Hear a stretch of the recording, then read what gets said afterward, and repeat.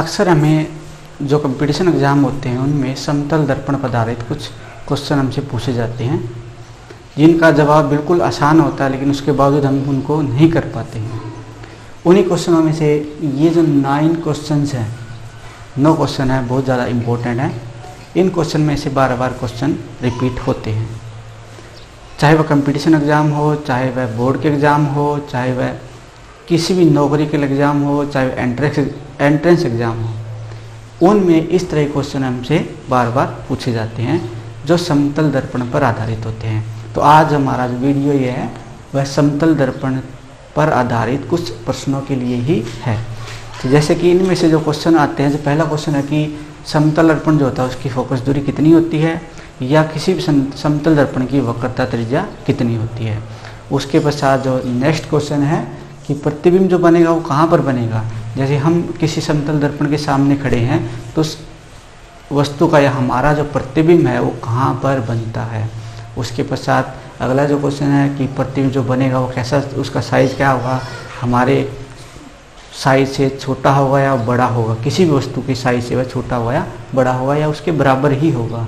उसके पश्चात जो प्रतिबिंब की प्रकृति है वह हमें पता होनी चाहिए कि प्रतिबिंब कैसा होगा, आभासी होगा या वास्तविक होगा, यानी कि सीधा होगा या उल्टा होगा। तो इस तरीके से हमें इनके बारे में पता होना चाहिए। जो नेक्स्ट क्वेश्चन होता है कि दो दर्पणों के बीच में अगर कोई वस्तु रखी गई है और वो दर्पण किसी कोण के ऊपर है तो वो उस वस्तु के कितने प्रतिबिंब बनते हैं। उसके बाद जो नेक्स्ट क्वेश्चन है कि प्रतिबिंब की गति, यानी कि जब हम किसी दर्पण के सामने किसी गति से चल रहे हैं तो वो प्रतिबिंब हमारी तरफ किस गति से वापस आता है। उसके बाद नेक्स्ट क्वेश्चन हमारा कि विचलन कोण, यानी किसी दर्पण के सामने वो कोई वस्तु रखी, उसका जो प्रतिबिंब बनना है उस वस्तु के कितने कोण पर बनता है। उसके पश्चात जो होता है वस्तु का प्रतिबिंब पूरा देखने के लिए दर्पण का साइज़ कितना है। जैसे कि हम किसी दर्पण के सामने खड़े हैं तो उस दर्पण का साइज़ कम से कम कितना हो ताकि हम अपना पूरा प्रतिबिंब उसके सामने देख सकें। तो इस तरह के जो क्वेश्चन है हमारे पास बार बार इन एग्ज़ाम में रिपीट होते हैं और इनके आंसर हम ढूंढने की कोशिश करते हैं।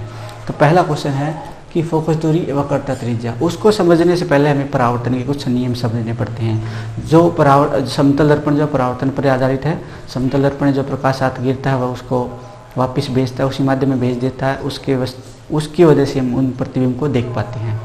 तो क्या होता है कि पहला है कि फोकस दूरी, उसको समझने के लिए परावर्तन का जो नियम है वो क्या कहता है कि जो प्रकाश की किरण उस समतल दर्पण पे गिरती है उस बिंदु पर जो उसके लंबवत एक लाइन ड्रा करते हैं हम, वहाँ से जितना कोण वो बनाएगी उसी कोण पर वो वापस चली जाती है। जब हम किसी भी दर्पण की फोकस दूरी ज्ञात करते हैं तो हम क्या देखते हैं कि उस फोकस दूरी को ज्ञात करने के लिए उस दर्पण के ऊपर हम समांतर किरणें गिराते हैं। उस दर्पण पर हम समांतर, जैसी एक किरण मैंने यहाँ पे गिरा दी समांतर और इसके ऊपर समांतर किरणें गिरा दी है, और वो जो उसका जो मध्य बिंदु होता है उससे एक लाइन जाती है उसके समांतर होती है, इसको हम मुख्य अक्ष बोलते हैं। अब यहाँ पे हम क्या देखते हैं कि ये प्रकाश किरण जो है यहाँ पे गिर रही है, यहाँ पे जो समतल दर्पण पर जिस कोण पर वो प्रकाश की किरण गिरती है उसी कोण पर वापस चली जाती है। यानी बिल्कुल सामने टकरा कर गिरेगी तो ये बिल्कुल सामने उसी पथ से चली जाएगी, यानी ये वापस चली जाएगी और ये भी वापस चली जाएगी, तो ये कभी नहीं मिलती। लेकिन जो फोकस दूरी होती है, फोकस जो होता है उसको हम कैसे डिफाइन करते हैं कि वह उस दर्पण का जब ये जो प्रकाश किरण जिस बिंदु पर मिलती है ना उसी बिंदु को हम क्या बोलते हैं, फोकस बिंदु बोलते हैं, और उसकी दूरी को हम फोकस दूरी बोलते हैं। तो ये तो कभी नहीं मिलने वाली है। अगर ये कभी नहीं मिलेगी तो कहाँ पर मिलेगी, अनंत पर मिलेगी। यानी जो इसका आंसर होगा हमारा फोकस दूरी जो होती है वो वक्रता त्रिज्या हो चाहे वो फोकस दूरी हो, वो उसकी क्या होती है, वह अनंत दूरी पर ही होती है। यानी कि जो पहला जो क्वेश्चन हमारे पास था उसका आंसर हमें मिलता है अनंत। उसके पश्चात जो नेक्स्ट क्वेश्चन है प्रतिबिंब की स्थिति, यानी जो प्रतिबिंब बनेगा वो कहाँ पर बनेगा। किसी भी वस्तु का जो प्रतिबिंब बनता है इसके ऊपर, जैसे ये होगा, मान लीजिए एक दर्पण है इस तरीके से और इसके सामने एक वस्तु यहाँ पे रखी गई है, तो उससे जो प्रकाश जाएगा यहाँ से ये वापस इसी दिशा में चला जाएगा, लेकिन यहाँ पे जो प्रकाश जाएगा वह उतना ही कोण बनाते हुए इधर चला जाएगा। तो ये दोनों जो हमें यहाँ पर मिलती प्रतीत होती है। तो प्रतिबिंब की स्थिति की अगर बात करें तो वह दर्पण के पीछे, जैसे दर्पण हमारे सामने ये था और ये वस्तु उसके सामने इस तरफ रखी हुई है, तो प्रतिबिंब कहाँ पर बन रहा है, यहाँ पर बन रहा है। तो प्रतिबिंब कहाँ पर बन रहा है, प्रतिबिंब की स्थिति जो है वो दर्पण के पीछे, यानी कि जो उसका आंसर होगा दर्पण के पीछे। उसके बाद जो नेक्स्ट क्वेश्चन है, प्रतिबिंब का साइज क्या होगा।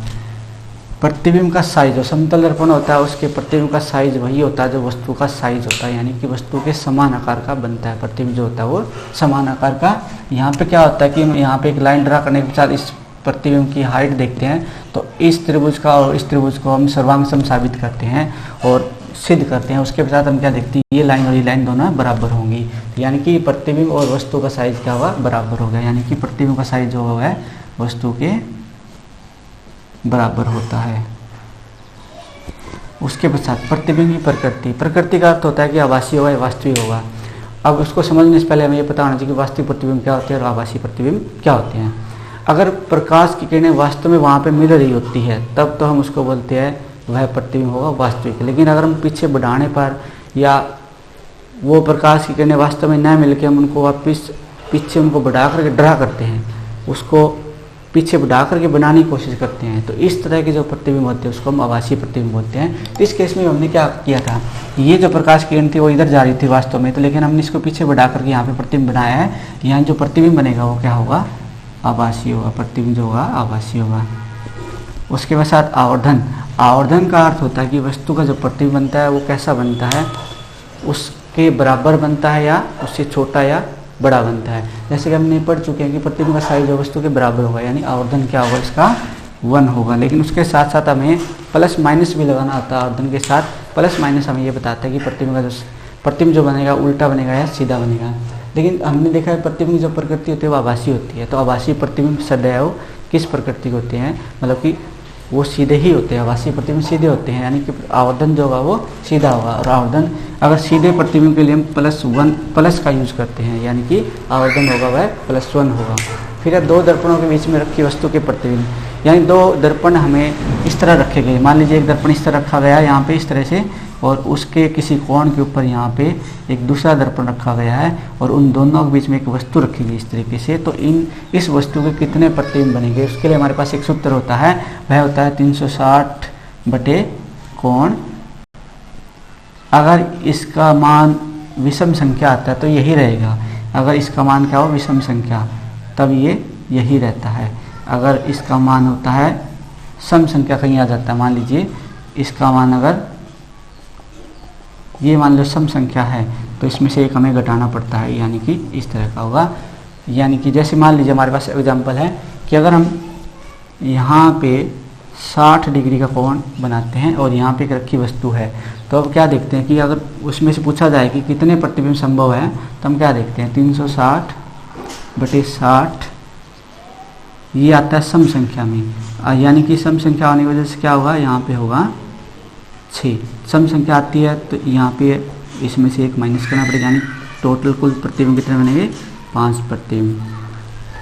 अगर यही कोण 40 डिग्री का होता है, मान लीजिए यहाँ पे कम करते क्वेश्चन, ये 40 डिग्री का कोण है, यहाँ पे तो समतल दर्पण है, यहाँ पे एक समतल दर्पण है और उनके बीच का कोण जो है 40 डिग्री है। ये जो कोण है 40 डिग्री है। यहाँ पे एक बिंदु रखा गया, इस बिंदु के कितने प्रतिबिंब बनेंगे, तो यहाँ पे क्या होगा, हम क्या देखते हैं कि 360 को अगर मैं 40 से भाग देता हूँ तो हमारे पास 9 आंसर आता है। 9 एक विषम संख्या है, तो विषम संख्या तो उत्तर सी का वही रहेगा, यानी कुल प्रतिबिंब कितने हो गए, 9 प्रतिबिंब। यानी कि हमें उत्तर जो विषम संख्या में ही प्राप्त होना चाहिए, हमें उत्तर जो है सम संख्या में प्राप्त नहीं होना चाहिए, विषम संख्या में ही प्राप्त होना चाहिए।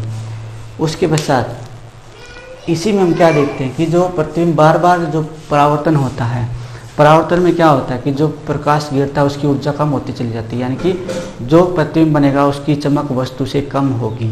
यानी कि बार बार परावर्तन होने की वजह से वस्तु की जो चमक हो जाती है, जो प्रतिबिंब की चमक होती है वो बार बार कम होती चली जाती है। उसके पश्चात आता है प्रतिबिंब की गति। मान लीजिए आप किसी दर्पण के सामने खड़े हैं और आप उस दर्पण की तरफ किसी गति से चलते हैं, तो आपको ये बताना है कि वह प्रतिबिंब आपकी तरफ किस गति से आएगा। अब देखिए, मान लीजिए कि यहाँ पे दर्पण रखा हुआ है और आप इसके सामने खड़े हैं इस तरह से, और आपका प्रतिबिंब यहाँ पे बन रहा है इस तरीके से। मान लीजिए हम इस प्रतिबिंब का आभासी प्रतिबिंब होता है, इसको हम डैश लाइन से ड्रा करते हैं यहाँ पे। ये आप ये वस्तु है और यहाँ पे उसका प्रतिबिंब है। ये वस्तु इसकी तरफ v गति से चल रही है, तो ये प्रतिबिंब क्या होगा, दर्पण की तरफ जो है v गति से चलेगा, यानी कि ये दर्पण की तरफ v गति से चल रहा है, यह भी दर्पण की तरफ v गति से चलेगी। अब दोनों पास पास आ रहे हैं तो दोनों की गति क्या हो जाएगी, जुड़ जाएगी। हम पूछ रहे हैं कि ये दोनों आपस में, प्रतिबिंब और ये वस्तु आपस में किस गति से चलेंगे, तो उसका आंसर होगा v प्लस v कितना होगा 2, यानी कि दोगुनी गति से, यानी कि प्रतिबिंब गति जो होगी वो दोगुनी होती है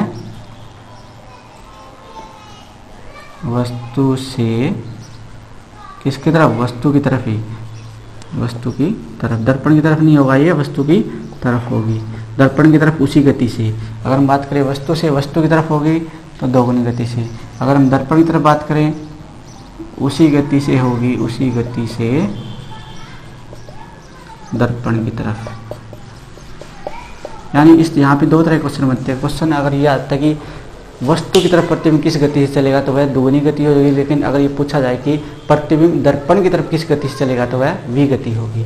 उसके पश्चात विचलन कोण आता है। विचलन कोण का अर्थ है कि जो प्रतिबिंब बन रहा है वह उस वस्तु से किस कोण पर बनेगा। अब यहाँ पे हम देखते हैं कि मान लीजिए यहाँ पे एक समतल दर्पण होता है और यहाँ पे उस वस्तु रखी है, इस बिंदु पे से एक प्रकाश किरण गिर रही है और वह प्रकाश किरण जो होती है वह यहाँ से वापस चली जाती है। तो यहाँ पे जो है उसको इस प्रकाश किरणों को इधर जाना था, सीधा जाना था, लेकिन वह कहाँ पे मुड़ जाती है, यहाँ पे मुड़ जाती है। और ये जो कोण होता है यहाँ पे इस कोण अभिलंब बोलते हैं और ये कोण बोलते हैं उसको आपतन कोण बोलते हैं। तो हम क्या देखते हैं, यह कोण जितना है यही उतना ही कोण यह हुआ है, थीटा होगा, यानी टोटल क्या हुआ है 2 थीटा। तो हमें ये कोण निकालना है, ये कोण टोटल कितने का है 180 डिग्री का है। तो इसमें से ये कोण अगर हम निकाल देते तो ये कोण बच जाता है हमारे पास विचलन कोण। इस कोण को हम बोलते हैं विचलन कोण। वो कितना हुआ 180 में से ये इससे घटा देते हैं 180 माइनस थीटा, यानी 180 माइनस 2 थीटा, यानी 180 उस कोण का दुगुना। फिर प्रतिबिंब का पूरा प्रतिबिंब देखने के लिए दर्पण का साइज कितना आना चाहिए। क्या होता है कि किसी भी वस्तु का प्रतिबिंब, जैसे हम उस दर्पण के सामने खड़े हैं और वो दर्पण कितने साइज का कम से कम होना चाहिए कि हम अपना पूरा प्रतिबिंब उसके तरफ उसके अंदर हम देख सके, तो उसका जो आंसर होगा वह होता है कि उस वस्तु से आधा होना चाहिए, यानी कि वस्तु से आधा। जैसे कि मान लीजिए आपकी हाइट जो है, मान लीजिए है वह है कि आपकी हाइट जो है वो है 170 सेंटीमीटर है, आपकी हाइट है 170 सेंटीमीटर। तो आपके सामने दर्पण कितना होना चाहिए ताकि आपका पूरा प्रतिबिंब उसको दिखाई दे, उसमें आप देख सको, तो वह होगा 170 का आधा, यानी कि 85 सेंटीमीटर, यानी 85 सेंटीमीटर का दर्पण आपके सामने होना चाहिए। तो इस तरीके से हमने ये जो 9 क्वेश्चन किए हैं वह बहुत ज़्यादा इम्पोर्टेंट है एग्ज़ाम पॉइंट ऑफ व्यू से। जो HSSC, NDA, CDS इस तरह कंपटीशन एग्ज़ाम है, चाहे वह एंट्रेंस एग्ज़ाम है जैसे B.Ed के एंट्रेंस एग्ज़ाम है, चाहे वह हमारे बोर्ड परीक्षा है, उनमें इस तरह के क्वेश्चन भी पूछ लिए जाते हैं। इसमें आपको एक चीज़ ध्यान रखनी है कि किसी भी परावर्तन में क्या होता है कि वस्तु का जो प्रतिबिंब बनता है उसका चमक बार बार घटती चली जाती है, बार बार परावर्तन होने से वस्तु की चमक घटती चली जाती है। तो इस तरह से हमने इन 9 क्वेश्चन का अध्ययन किया।